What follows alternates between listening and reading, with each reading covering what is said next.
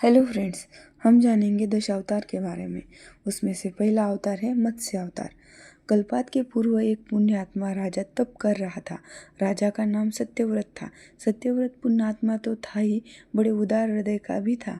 प्रभात का समय था, सूर्योदय हो चुका था। सत्यव्रत कृतमाला नदी में स्नान कर रहा था। उसने स्नान करते के पश्चात जब तर्पण के लिए अंजलि में जल लिया तो अंजलि में एक छोटी सी मछली आ गई।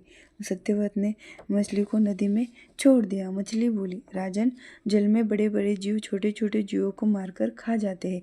अवश्य कोई बड़ा जीव मुझे मारकर खा जाएगा। कृपया मेरे प्राणों की रक्षा कीजिए। सत्यव्रत ने हृदय में दया उत्पन्न हो उठी। उसने मछली को जल से बाहर हुए कमंडल में डाल दिया। तभी एक आश्चर्यजनक घटना घटी। एक रात में मछली का शरीर इतना बढ़ गया कि कमंडल उसे रहने के लिए छोटा पड़ने लगा। दूसरे दिन मछली सत्यव्रत से बोली, राजन, मेरे रहने के लिए कोई दूसरा स्थान ढूंढिए, क्योंकि मेरा शरीर बढ़ गया है। मुझे घूमने फिरने में बड़ा कष्ट होता है। सत्यव्रत ने मछली को कमंडल से निकालकर पानी में से भरे हुए एक मटके में रखा।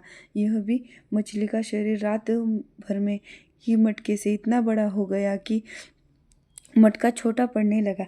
दूसरे दिन मछली पुनः सत्यव्रत से बोली, राजन, मेरे रहने के लिए कहीं और प्रबंध कीजिए, क्योंकि मेरे मटके में मेरा रहने के लिए छोटा बन रहा है। तब सत्यव्रत ने मछली को निकालकर एक सरोवर में डाल दिया, किंतु सरोवर भी मछली के छोटा पड़ गया। इसके बाद सत्यव्रत ने मछली को नदी और फिर उसके बाद समुद्र में डाल दिया। आश्चर्य! समुद्र में भी मछली का शरीर इतना बढ़ गया कि मछली के लिए रहने के लिए वो छोटा पड़ गया। अंत मछली ने पुनः सत्यव्रत से बोली, राजन, यह समुद्र भी मेरे रहने के लिए उपयुक्त नहीं है। मेरे रहने की व्यवस्था कहीं और कीजिए। अब सत्यव्रत विस्मित हो उठा। उसने आज तक ऐसी मछली कभी नहीं देखी। वह विस्मरण भरे स्वर से बोला, मेरी बुद्धि को स्मरण हो सागर में डुबा देने वाले आप कौन हो? मत्स्य रूपीधारी श्री हरि ने उत्तर दिया, राजन, हयग्रीव नाम के दैत्य ने वेदों को चुरा लिया है। जगत में चारों ओर अज्ञान और अधर्म का अहंकार फैला हुआ है। मैंने हयग्रीव को मारने के लिए मत्स्य का रूप धारण किया है। आज से 7वें दिन पृथ्वी प्रलय में चक्र में फिर जाएगी। समुद्र उमड़ बटेगा, भयानक वृष्टि होगी, सारी पृथ्वी पानी में डूब जाएगी। जल के अतिरिक्त कुछ भी नजर नहीं आएगा। आपके पास एक नाव पहुंचेगी।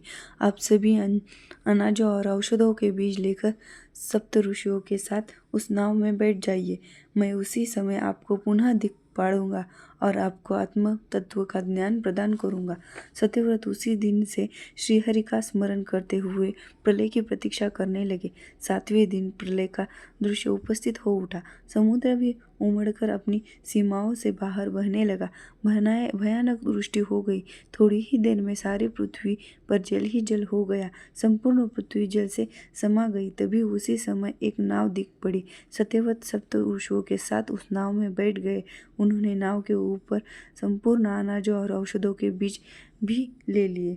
नाव प्रलय से सागर में तैरने लगी। प्रलय के उस सागर में उस नाव के अतिरिक्त तो कुछ भी नहीं दिखाई दे रहा था। भगवान से आत्मज्ञान पाकर सत्यव्रत का जीवन धन्य हो उठा।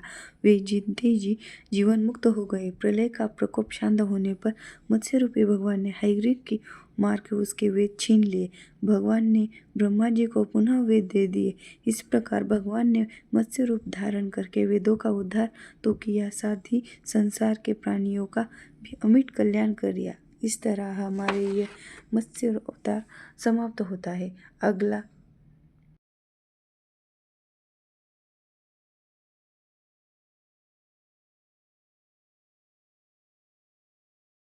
अगला अवतार नेक्स्ट